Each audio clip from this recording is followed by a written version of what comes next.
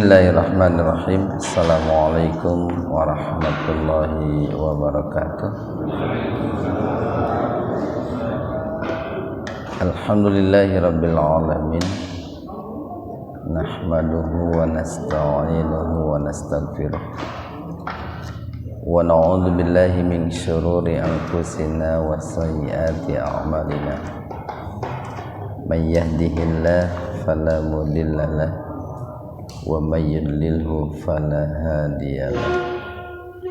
Asyhadu an la ilaha illallah wahdahu la syarikalah wa asyhadu anna Muhammadan abduhu wa rasuluh, amma ba'd.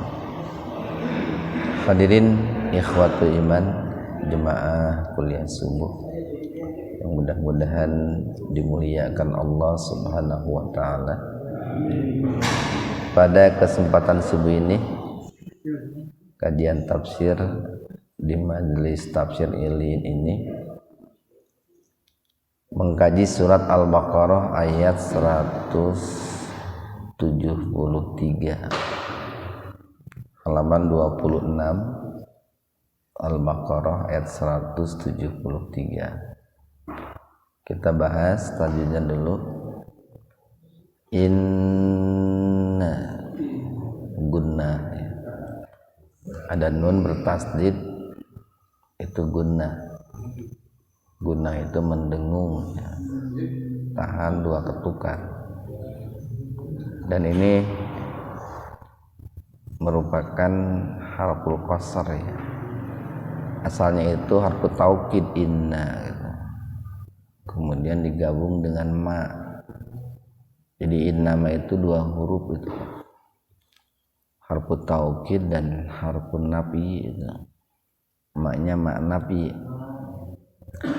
Ma madtabi alif harrama alai madlain, walaupun dibacanya tidak sepanjang ketika madlain jatuh pada waqaf.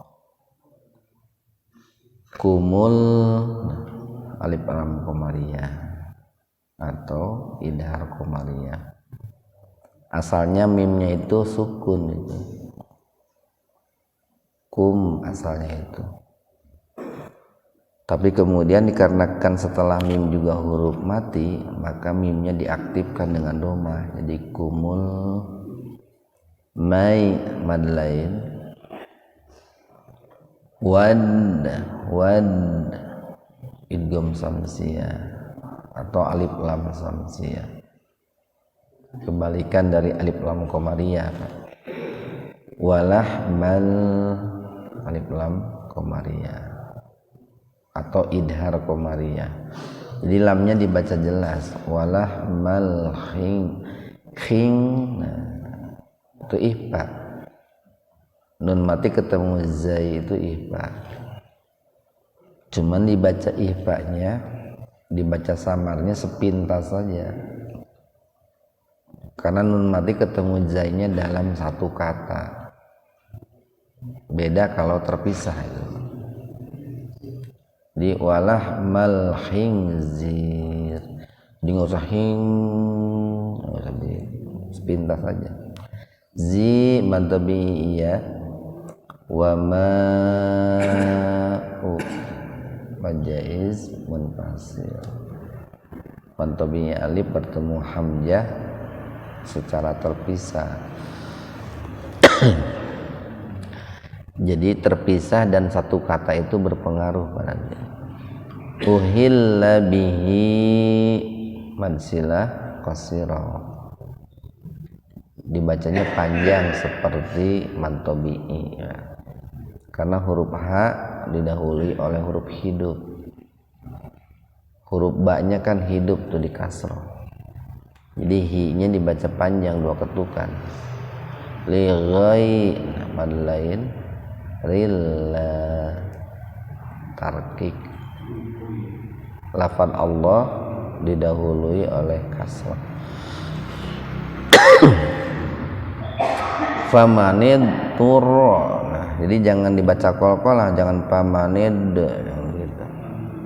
Asalnya man itu, nunnya disukun asalnya faman idtur.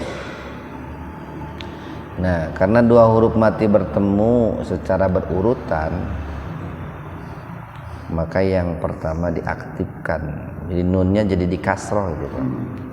Jadi aktif. Pamanid tur ghai madlin. Ba mantabi alif riu idgham biguna. Kasratain ketemu wawu.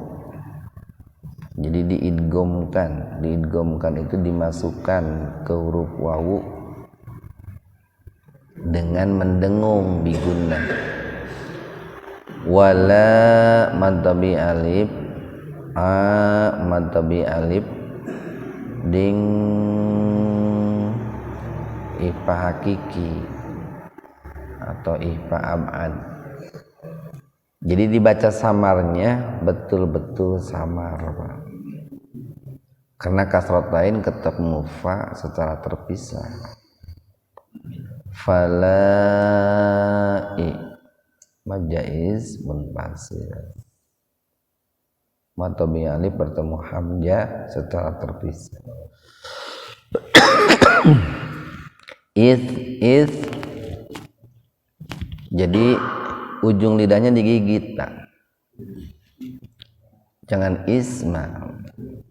Kalau isma menjadi nama artinya itu. Isma dosa. Jadi ujung lidahnya digigit, pala isma alai.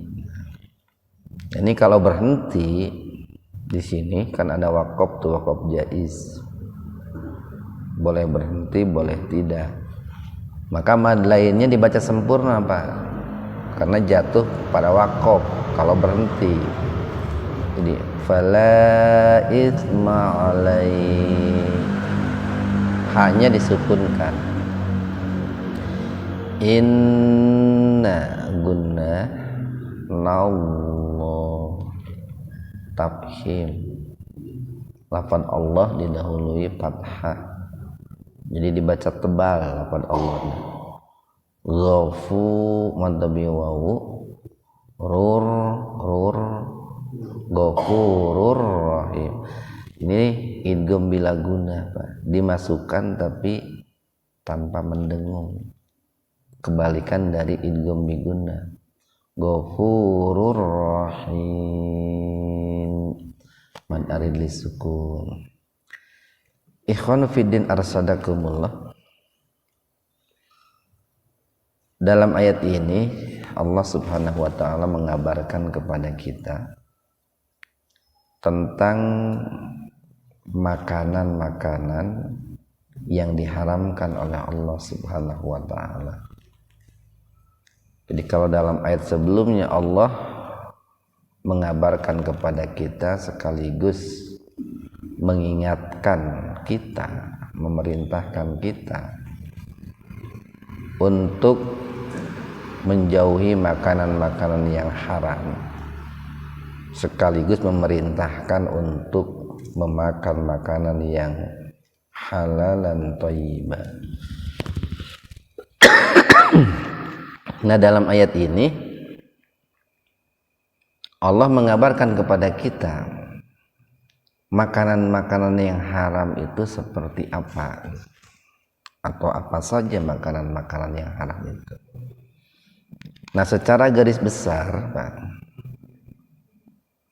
makanan yang diharamkan oleh Allah itu ada dua. Ada yang diharamkan secara zatnya, ada yang diharamkan secara maknawi, ya, secara dzati dan secara maknawi. Kalau yang diharamkan secara zat, alhamdulillah umat Islam sudah memiliki kesadaran yang bagus, gitu, Pak. Seperti umat Islam itu sudah menyadari kalau babi itu haram, khamr itu haram, itu minuman itu ya. Kemudian bangkai itu haram.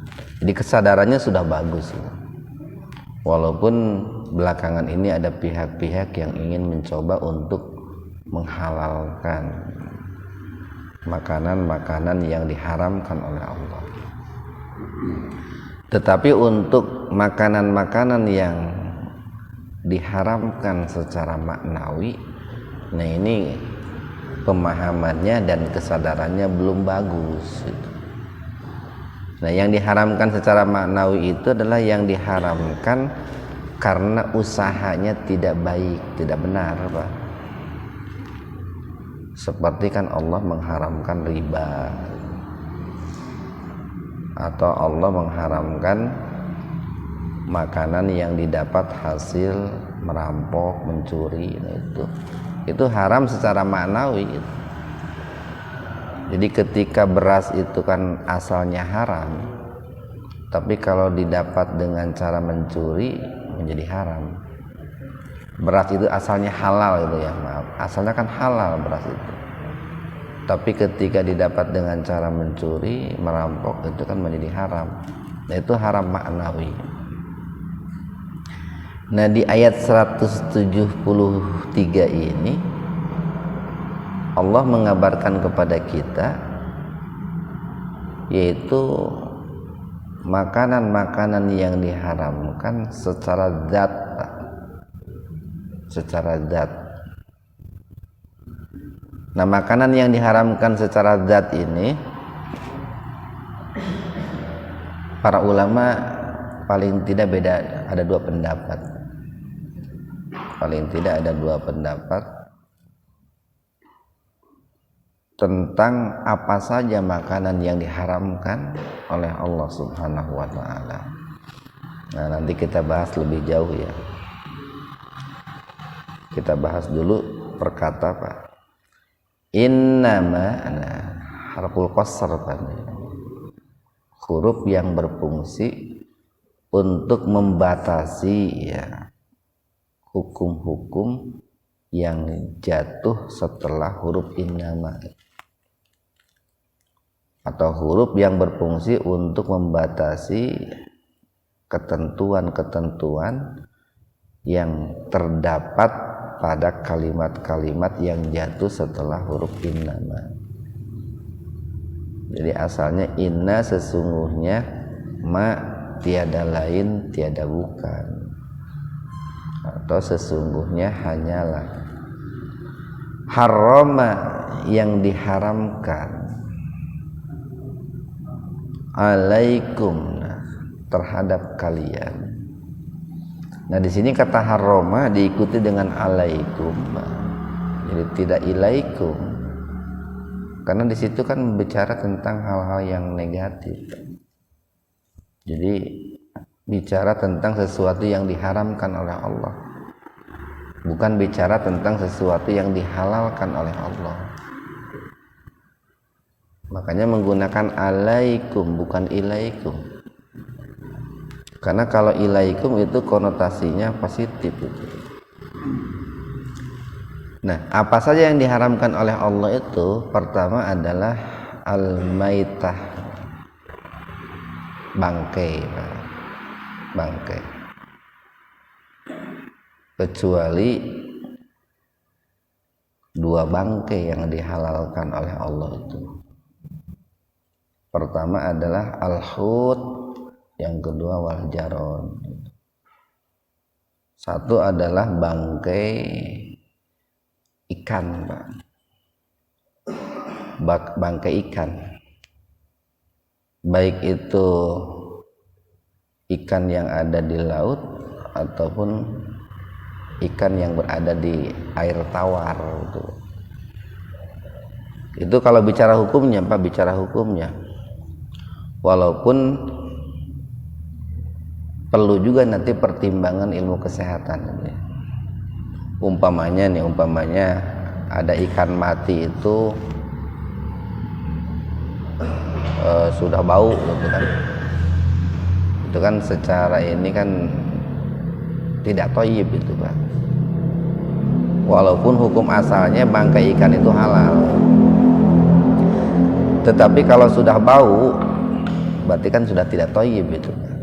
Kan dalam ayat sebelumnya kita sudah bahas, bicara makanan yang dihalalkan itu satu halalan, dua thayyiban gitu.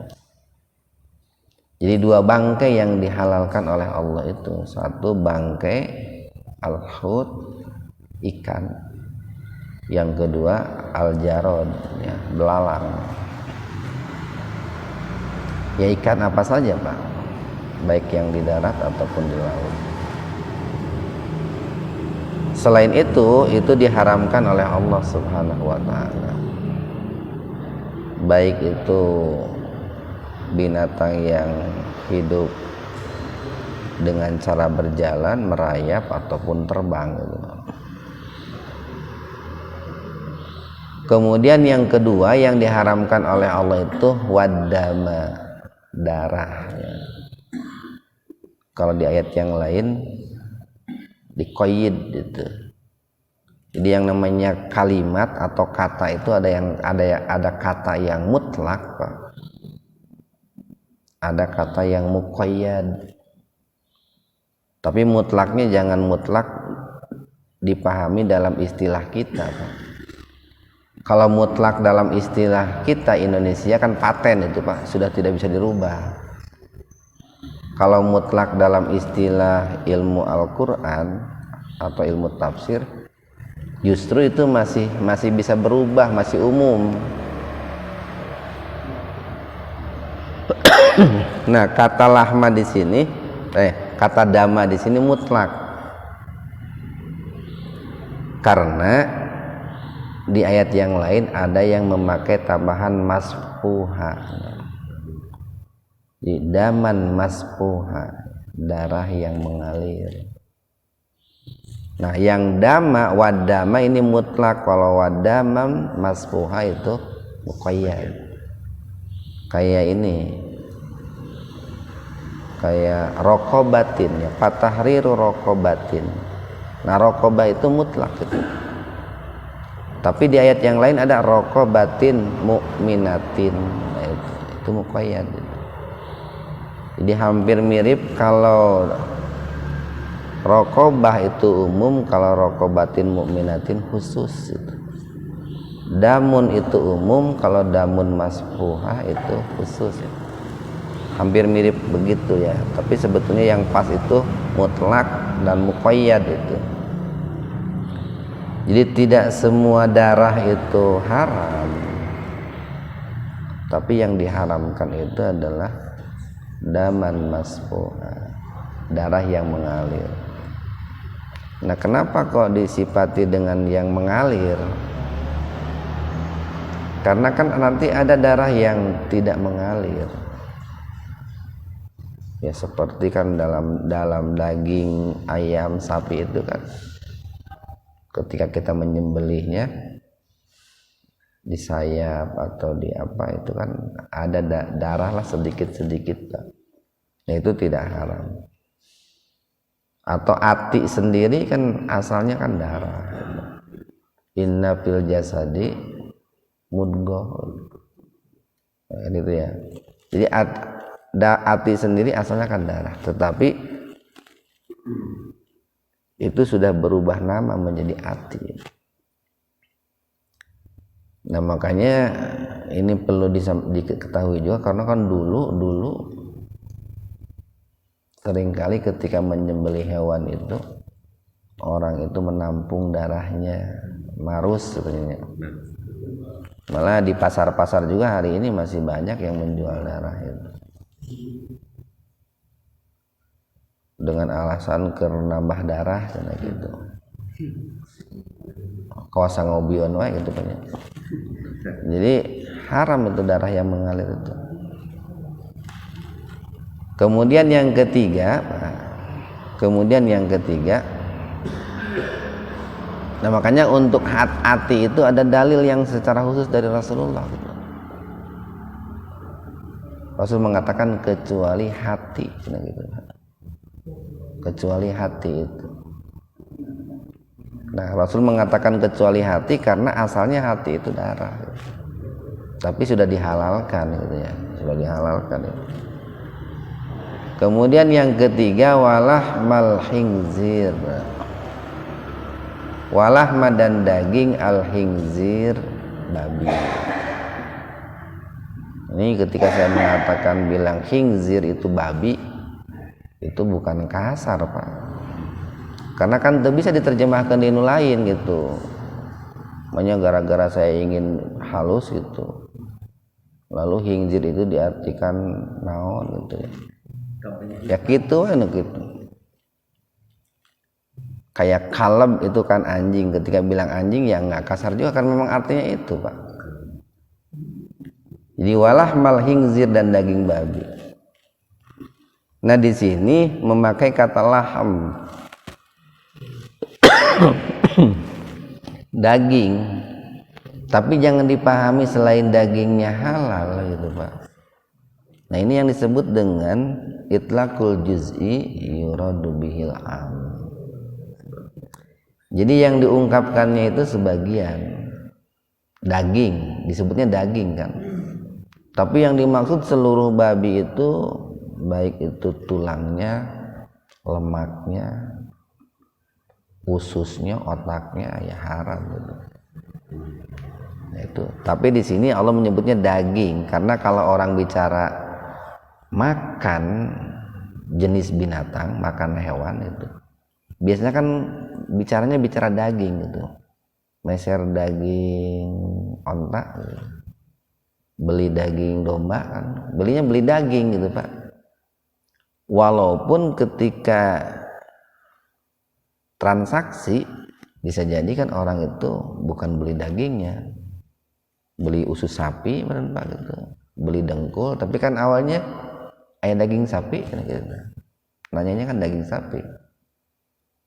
Itu kalau bicara tentang hewan itu kan begitu.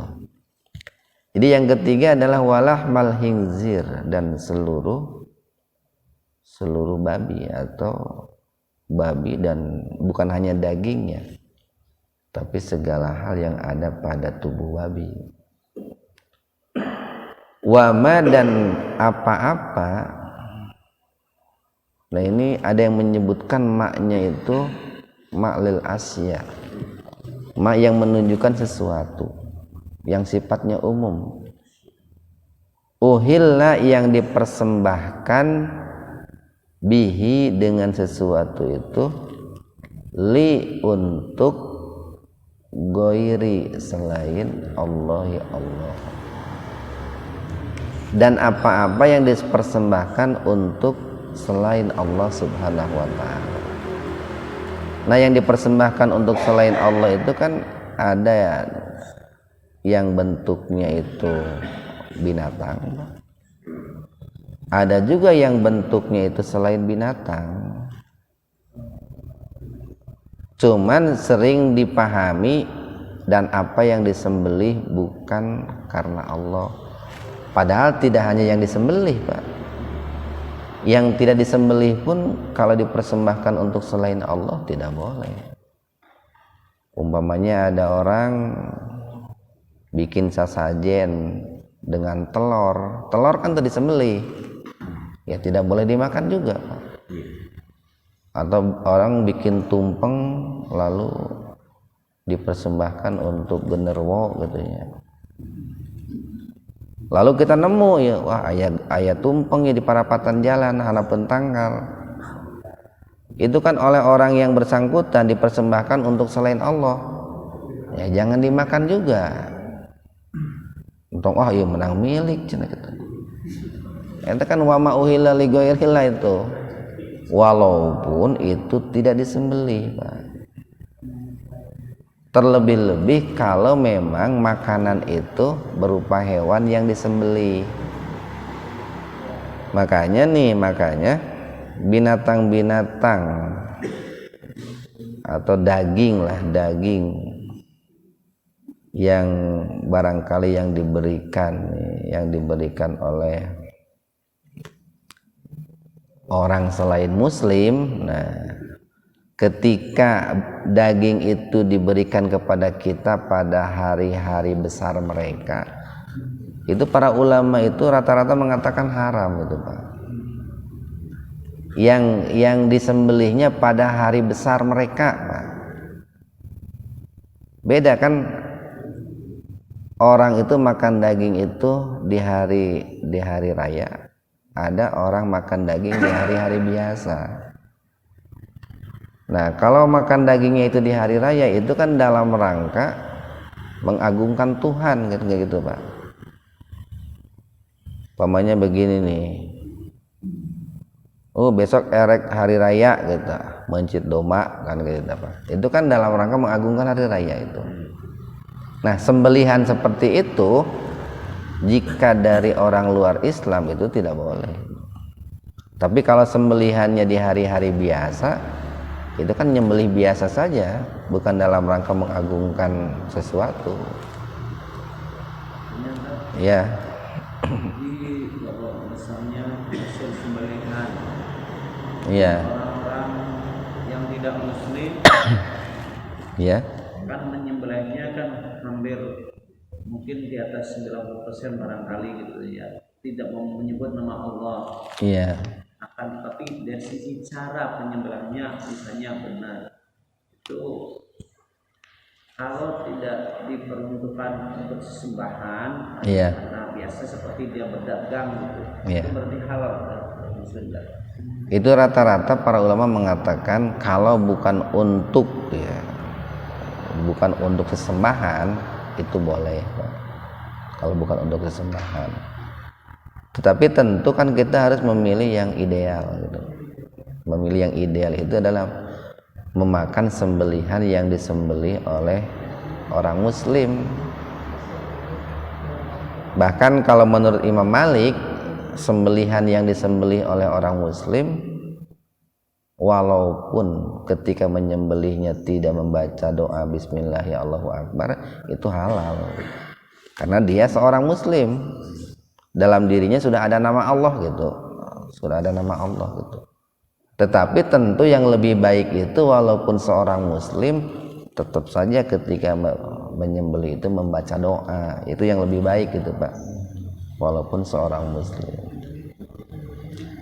Nah, jadi yang empatnya wa ma uhilla bihi li ghairillah, dan ini hampir semakna dengan firman Allah dalam surat apa? Al-An'am Pak. Jadi dalam surat Al-An'am ini ayat 145 itu. Al-An'am ayat 145 itu halaman 147 Pak. Nah,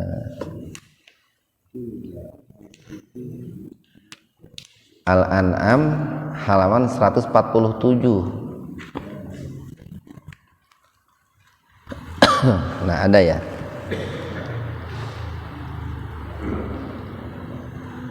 Halaman 147 ayat 145.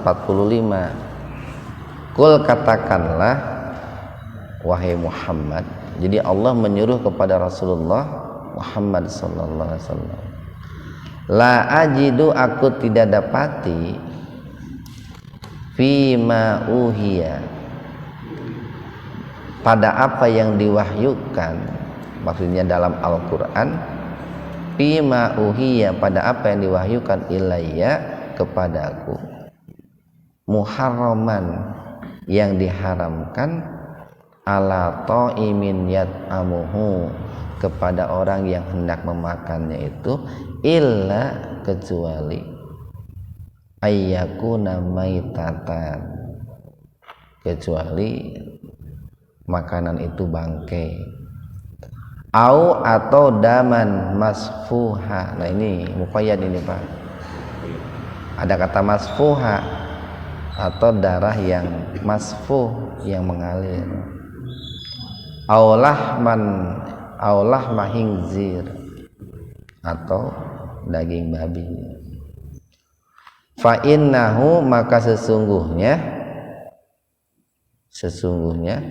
rijsun, itu najis, au fiskon. Rijsun dengan fiskon itu sama. Makanya para ulama mengatakan bahwa orang munafik, orang fasik itu najis. Uhilla li ghairillahi bihi. Nah, ini yang disembelih atau yang dipersembahkan untuk selain Allah. Nah, di awalnya, di awal ayat ini perlu diperhatikan oleh kita. Katakanlah oleh wahai Muhammad kepada manusia, aku tidak mendapati dalam kitab yang diwahyukan kepadaku atau dalam berita-berita yang diwahyukan kepadaku yang diharamkan kecuali 1 bangkai, 2 darah mengalir, 3 daging babi, 4 yang disembelih bukan karena Allah. Nah, di sini tidak aku dapatkan gitu Pak. Tidak aku dapatkan ya. Tidak aku dapatkan dalam apa yang diwahyukan kepadaku kecuali 4. Kemudian tadi diawali dengan innama harful qasar. Sesungguhnya hanyalah yang diharamkan oleh Allah itu kepada kalian 4 juga. 1 bangkai, 2 darah yang mengalir, 3 daging babi, dan yang keempat yang dipersembahkan untuk selain Allah. Nah,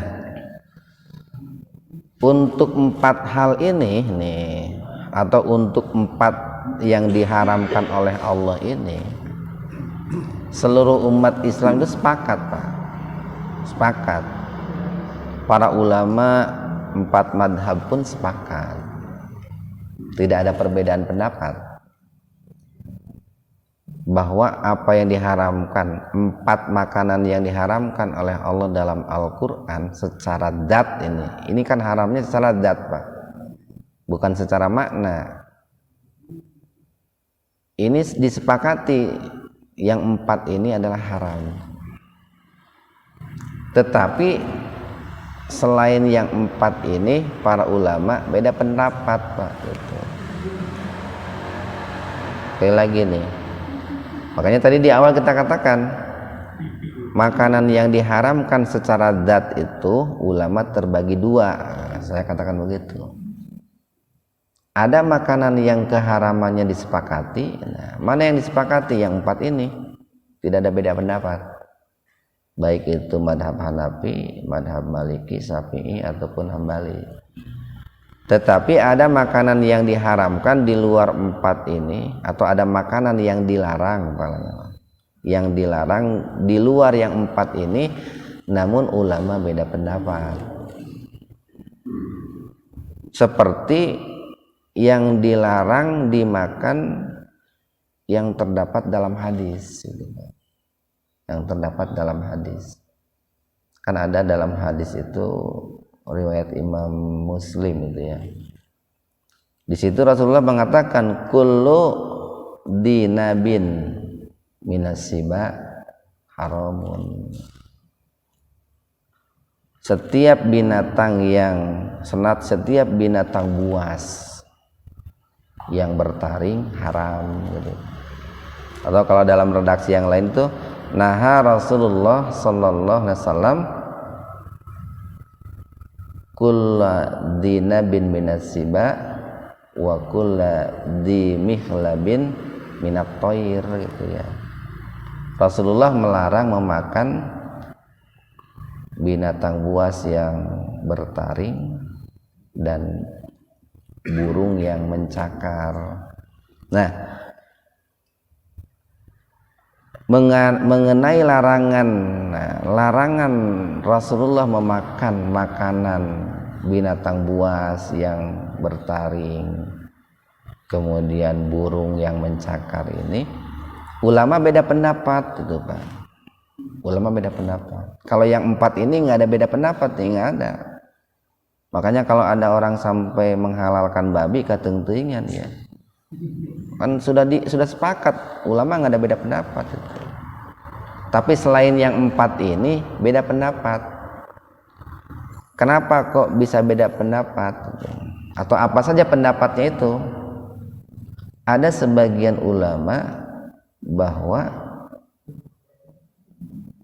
larangan Rasulullah sallallahu alaihi wasallam untuk memakan binatang buas yang bertaring dan burung yang mencakar itu jatuh kepada haram. Sebagian pendapat mengatakan seperti itu. Nah, maka bagi yang berpendapat seperti itu ditambah lagi yang haram itu bukan 4 tapi ditambah lagi, yaitu binatang buas yang bertaring dan burung yang mencakar.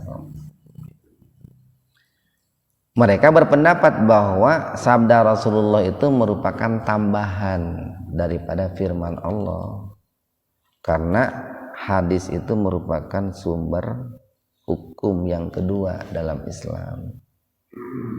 Nah, makanya mereka mengatakan haram.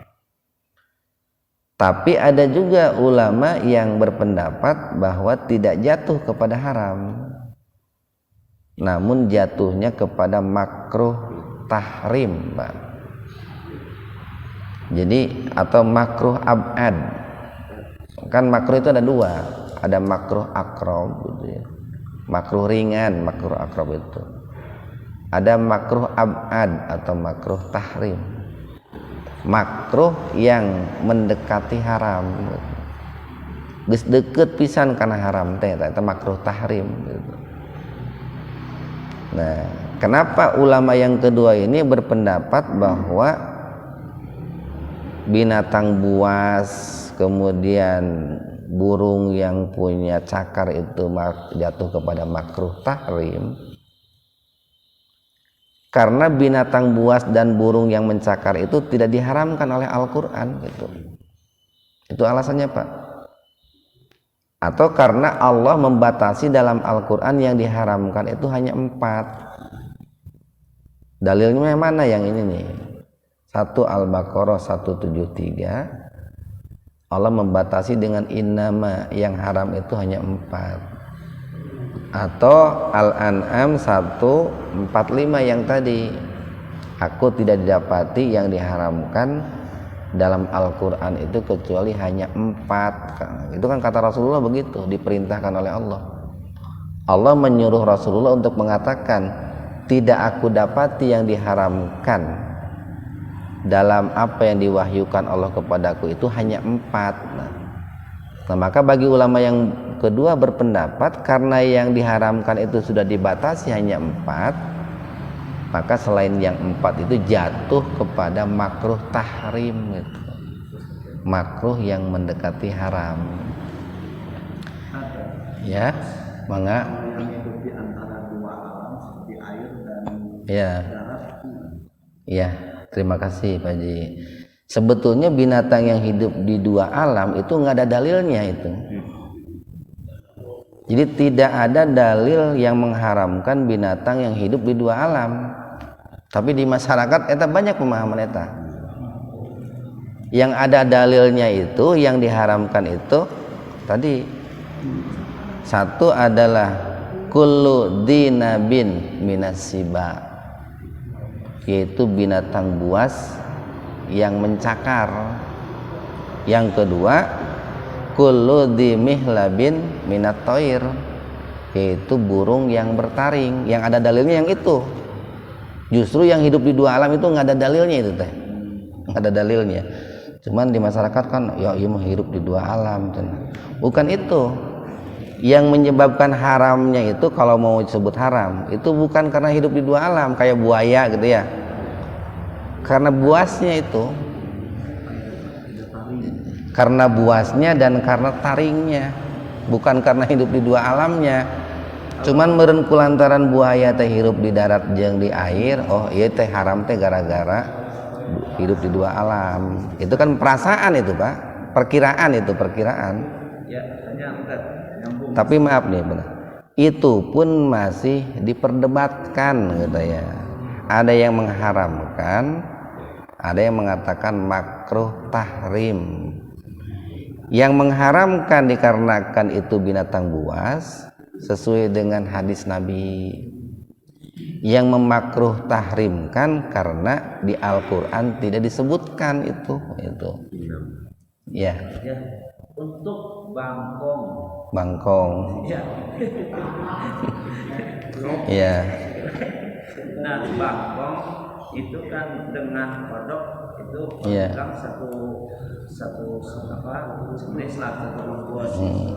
Tetapi kayaknya saya belum pernah menemukan ada orang makan bangkong. Karena apa itu disebabkan oleh menjijikannya atau gimana? Sedangkan kodok kan ada yang memakan, sekalipun tadi dalilnya katakanlah pro kontra lah gitu. Nah ini yang jauh pisan Bapak. Satu alasan haram itu karena hidup di dua alam. Yang kedua, kalau dikaitkan dengan hadis yang disabdakan oleh Rasulullah, kodok itu enggak masuk kemana-mana Pak. Disebut binatang buas yang bertaring juga tidak gitu Pak. Disebut burung yang mencakar juga tidak gitu. Jadi bedanya pendapat itu karena ada dua hadis itu Pak. Karena ada hadis itu tuh. Satu, kullu dinabin minasiba, binatang buas yang mencakar. Yang kedua, wa kullu dimihlabin minatoir, yaitu burung yang bertaring. Nah itu tuh. Selain yang itu tuh sok ditambah-tambah ke orang teh. Jadi kalaupun mau ada perbedaan pendapat di kalangan umat Islam itu dalam ini dikarenakan dua binatang tadi. Satu dikarenakan bertaring, binatang buas yang bertaring, yang kedua dikarenakan mencakar, itu harusnya begitu. Nah, kalau kayak kodok itu kan tidak masuk bertaring, tidak masuk bercakar itu ya. Atau naon deui gini sok aya nu hirup di darat di laut teh kuya Pak. Kuya kan di darat bisa, di laut bisa. Itu kan tidak masuk mencakar, tidak masuk bertaring juga. Ya benar. Dan awal satu lagi anjing tak? Iya. Anjing insyaallah semua muslim yang sampai dengan saya bisa tahu mengharamkan semua, sepakat haram anjing. Ya, terima kasih. Tapi kalau dikaitkan dengan tadi kan berarti sebenarnya anjing itu sekelas dengan burung elang misalnya ya. Kalau burung elang itu kan mungkin orang tidak semuanya mengatakan haram, tapi kalau anjing, nah punten mangga dijelaskan. Bagaimana dengan anjing gitu ya? Ini kita harus merunutnya dari madhab dulu, imam madhab dulu ya. Jadi begini nih, kalau menurut Imam Hanafi Pak, yang kemudian diikuti oleh para pengikutnya yang disebut madhab Hanafi, bahwa binatang yang diharamkan itu adalah semua binatang buas yang berkaki 4. Itu menurut madhab Hanafi. Semua binatang buas yang berkaki 4. Itu ada kata-kata buasnya itu Pak, buas itu. Berarti kalau menurut madhab Hanafi anjing termasuk gitu.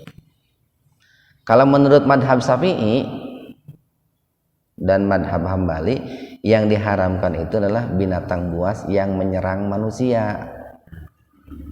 Jadi semua binatang buas yang menyerang manusia itu haram. Kan ada binatang buas atau ada binatang yang tidak menyerang manusia Pak. Nah, kalau yang menurut Imam Syafi'i ini kan lebih sempit. Kalau madhab Hanafi seluruh binatang buas haram. Yang ini yang menyerang manusia saja, kayak harimau, singa, serigala, naon deui gini ada buaya. Buaya itu karena buas dan menyerang manusia itu Pak, bukan karena hidup di dua alam, bukan itu teh. Kemudian nanti hiena gitu Pak, atau yang menyerang manusia itu menurut Imam Syafi'i binatang buas plus menyerang manusia. Kalau menurut Imam Maliki, binatang buas sekalipun tidak menyerang manusia gitu Pak. Karena nanti ada binatang yang pada umumnya buas tapi kemudian menjadi jinak, tetap saja haram. Nah ini kalau menurut Imam Maliki masuk itu, anjing itu masuk. Nah, tetapi tentu keharaman anjing berbeda dengan keharaman babi, atau najisnya anjing berbeda dengan najisnya babi. Kalau babi seluruhnya kan najis, Pak. Mau lemaknya najis, mau kepalanya najis, kakinya najis, ekornya najis. Kalau anjing perlu diketahui juga bahwa najisnya itu satu air liurnya, dua kotorannya. Satu air liurnya najisnya nih Pak nih, dua kotorannya. Nah, dikarenakan anjing itu najisnya itu berkaitan dengan air liur, sehingga kalau tersentuh itu kan harus dicuci 7 kali dan salah satunya menggunakan tanah. Maka yang mengharamkan anjing pun beda pendapat gitu Pak, ada beda pendapat. Tapi tidak ada yang menghalalkan Pak, memakruhkan, makruhnya makruh tahrim gitu Pak. Nah, cuman sekalipun itu kita harus melihat juga Pak, kan kemarin sudah kita bahas bahwa makanan yang boleh dimakan itu kan selain halal harus thayyib juga. Nah ini, jadi bukan hanya melihat kata halal, tapi kata thayyib harus jadi pertimbangan itu Pak, harus jadi pertimbangan. Iya teh buaya tidak ada dalam Al-Quran diharamkan gitu, tapi thayyib gitu. Monyet itu kan di Al-Quran tidak ada diharamkan, tapi thayyib gitu. Dan itu pembahasannya terpanjang gitu Pak. Kayak begini nih, Madhab Syafi'i mengatakan bahwa binatang buas yang diharamkan itu yang menyerang manusia. Tapi ketika menjelaskan jenis binatangnya itu beda pendapat Pak, Madhab Syafi'i itu. Ada yang mengatakan yang menyerang manusia yang haram itu ini. Ada yang mengatakan itu. Nah, jadi tidak sama. Kalau ditanya tentang jenis binatangnya apa saja yang diharamkan yang menyerang manusia itu. Nah, cuman tentu nih Pak, tadi kita katakan bahwa itu beda pendapat ya, beda pendapat. Makanya nanti dalam memahami hukumnya begini nih. Satu, sepakati bahwa yang 4 itu yang diharamkan dalam Al-Quran itu adalah haram. 1 bangkai, 2 daging babi, 3 darah yang mengalir, 4 sembelihan bukan karena Allah, atau apa yang disembahkan untuk selain Allah walaupun tidak disembelih, terlebih-lebih disembelih. Kemudian yang kedua, selain yang 4 itu ulama beda pendapat. Itu harus diketahui, itu ilmu itu ya. Ulama beda pendapat. Ada yang mengatakan haram, ada yang mengatakan makruh tahrim. Yang mengatakan haram karena itu adalah sabda Nabi, yang mana sabda Nabi itu sumber hukum kedua setelah Al-Quran. Jadi Nabi menambahkan dari yang 4. Yang mengatakan makruh tahrim karena di Al-Quran pakai innama, hanya Al-A'raf 145, la ajidu, aku tidak dapat yang diharamkan itu kecuali. Jadi bahasanya tegas itu Pak. Sesungguhnya yang diharamkan itu hanyalah, aku tidak mendapati yang diharamkan itu kecuali. Nah, itu kan bahasanya tegas Pak. Makanya berkesimpulan jatuh kepada makruh tahrim. Nah, dalam prakteknya nanti kan umat Islam itu merujuknya beda-beda Pak. Ada yang merujuk kepada Imam Hanafi, ada yang merujuk kepada Imam Syafi'i, ada yang merujuk kepada Imam Malik. Maka ketika di masyarakat muslim itu beda pendapat, nah, selama ada payung hukum yang melindunginya, ya sudah saja Pak, sudah saja ya. Kalau misalnya yang hanya Jawa ini dulu ya, alam itu ya, kodok atau kura-kura, ya. kalau misalnya itu jatuhnya ke halal, itu diperlakukannya ke binatang air atau darat gitu ya. Iya. Kalau binatang air berarti kan bagainya halal. Iya. Kalau misalnya ke binatang darat, kan harus sembelih. Iya. Itu Iya. gimana Iya. cara? Iya. Begini Pak, untuk menentukan apakah binatang itu binatang darat atau binatang air Pak, itu lihat keumumannya Pak. Lihat keumumannya. Kayak begini nih, kura-kura itu binatang laut, binatang darat gitu. Lihat saja persentase hidupnya Pak, lebih banyak hidup di air atau lebih banyak hidup di darat dalam 24 jam itu. Kalau ternyata lebih banyak hidup di air, berarti dia binatang air. Kalau ternyata banyak hidup di darat, berarti dia binatang darat Pak.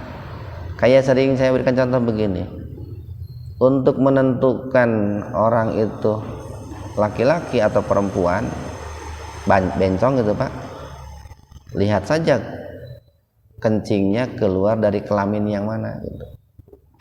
Kalau kencingnya keluar dari kelamin laki-laki, dia laki-laki gitu. Kalau orang yang punya dua jenis kelamin itu Pak ya. Kalau kencingnya keluar dari kelamin perempuan, dia perempuan itu.